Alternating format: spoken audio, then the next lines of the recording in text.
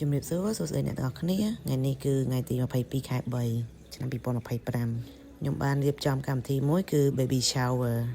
ដែល Baby Shower នេះគឺប្រពឡើងនៅពេលមុនកូនកើតដែលជាធម្មតាគេប្រពឡើង1ខែមុនថ្ងៃកំណត់កើតកូនឬអាចលឿនជាងនេះទៀតក៏បានដែរទំនៀមទម្លាប់នៃការធ្វើ Baby Shower នេះគឺមានដើមកំណើតពីប្រទេសអេស៊ីបហើយនិងប្រទេសក្រិកដែលគេធ្វើឡើងដើម្បីអបអរសាទរដល់ជីវិតថ្មីដែលត្រូវមកកាន់ពិភពលោកដ៏ស្រស់ស្អាតមួយនេះហើយវាក៏ជាកម្មវិធីមួយសម្រាប់ក្រុមគ្រួសារនិងមិត្តភ័ក្តិមកជួបជុំគ្នា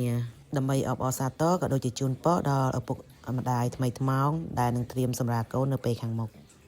ទោះបីជាវាជាកម្មវិធីរបស់ស្រុកគេមែន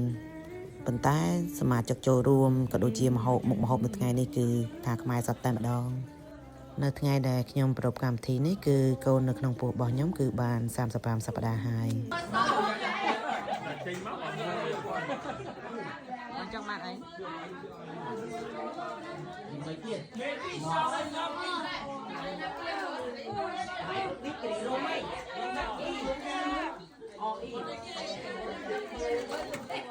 តង់ខោ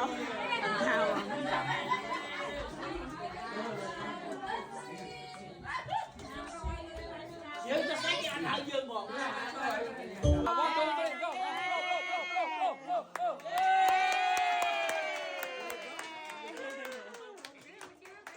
យើងក៏មានកម្មវិធីកាត់នំខេកក៏ដូចជាជើងរំសបាយដើម្បីបញ្ចប់កម្មវិធីផងដែរ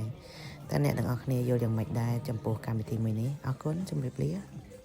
ហើយក៏សូមអរគុណដល់បងប្អូនដែលបានមកចូលរួមកម្មវិធីរបស់ខ្ញុំហើយក៏សូមអរគុណដល់អ្នកដែលមិនបានចូលរួមតែនៅតែផ្ញើអំណោយមកជាហូរហែខ្ញុំដឹងថាអ្នកទាំងអស់គ្នានៅតែស្រឡាញ់រាប់អានខ្ញុំអញ្ចឹងអរគុណជម្រាបលាបាយបាយ